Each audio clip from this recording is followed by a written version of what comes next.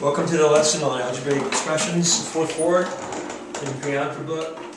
It's a lot of the same stuff we did in 4.2 and 4.3, but we're going to put some variables in with this. So it makes it a little bit more abstract, and that's why you need to be the master of section 4.2 and 4.3 before this makes sense to you. So if you get a little confused during this video or practicing, it would probably be a great idea to go back and review lesson 4.2 and 4.3. We're going to find the least common multiple and greatest common factor of two expressions, but they'll be algebraic expressions. So let's think about the expression 12ab, which is 12 multiplied by a and b, but we don't know the values of a and b. And we're going to compare that to 30a to the second power. And there's a number that goes evenly into both of these numbers. There's actually more than one number that does that, but we want to first learn how to find the greatest number that goes both into 12 and 30 and into 12ab and 30a to the second power. And it's the same strategy that we use to find, similarly the same kind of strategy we use to find the greatest common factor of 12 and 30. We have to find the prime factorization of 12 and 30. And actually the easier part is the factorization of a and b, because it's right there. The factorization of a and b is ab. And the factorization of a squared is a times a. So that part's really easy to do. And we'll follow the same rule to determine the greatest common factor that we did when we just had numbers.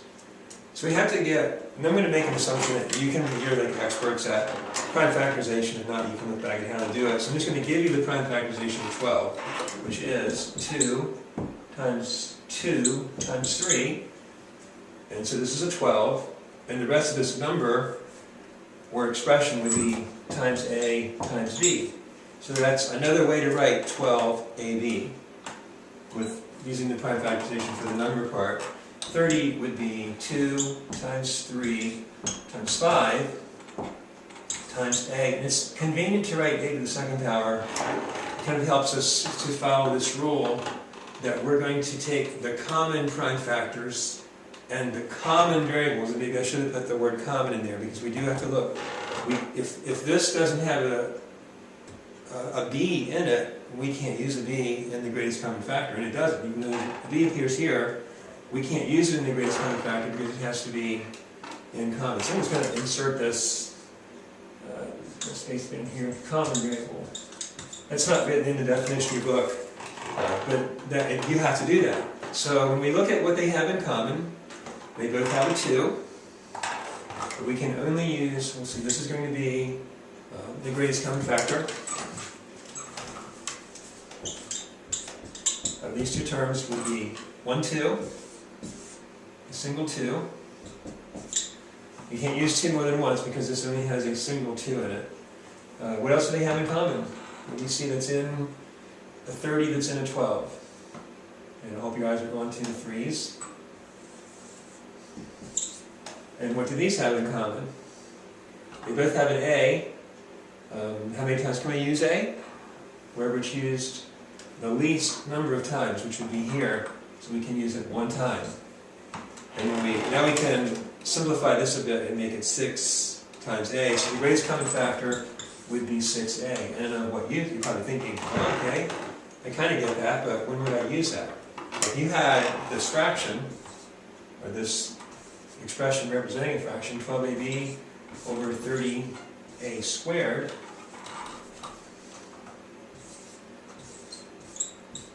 just like if it was 12 over 30 that you could reduce by dividing by 6 using the equal fractions property, that would be 2/5. You can reduce this expression by dividing both the numerator part and the denominator part by the greatest common factor, which is 6a.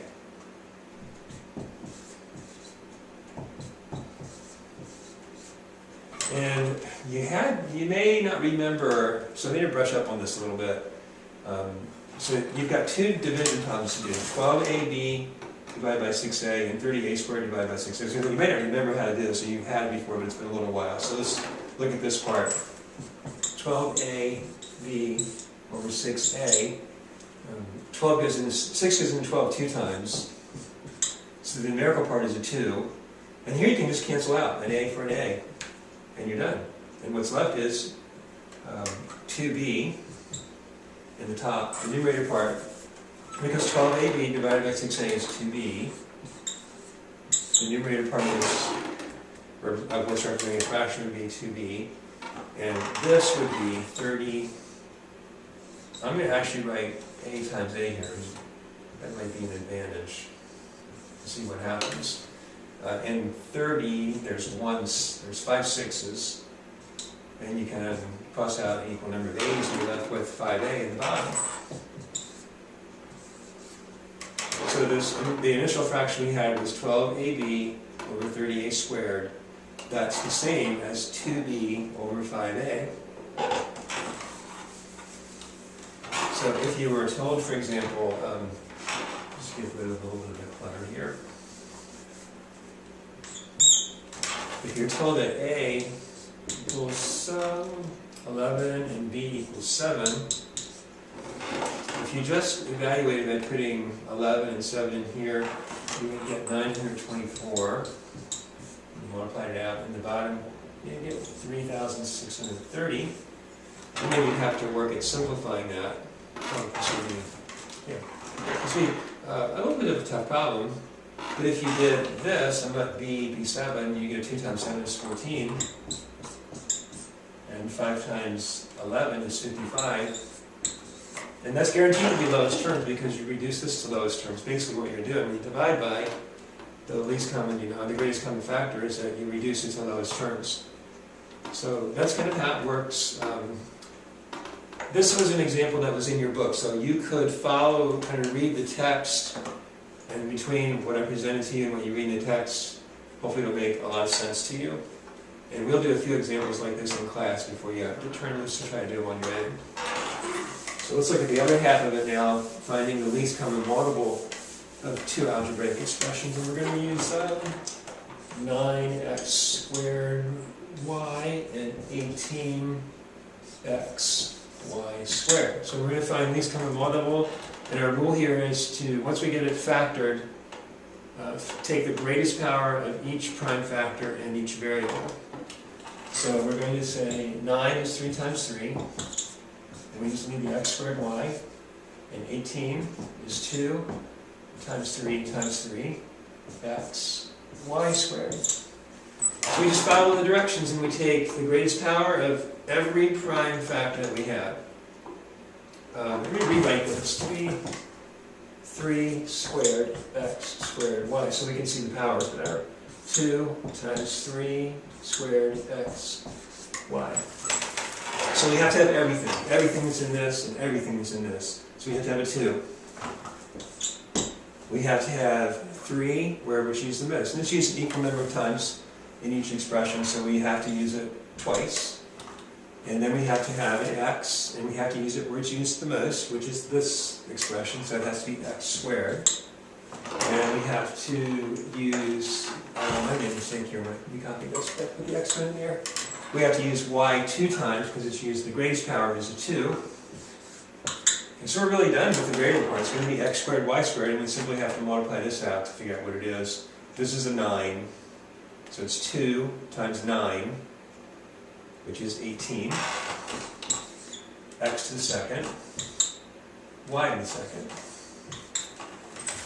So with that, the usefulness of that is if you had these things, if you had a fraction like 3 over 9x squared y plus 4 over 18x y squared, you would have to multiply this denominator and this denominator by something to get the same expression down there. And the expression that you want to get is 18x squared y squared.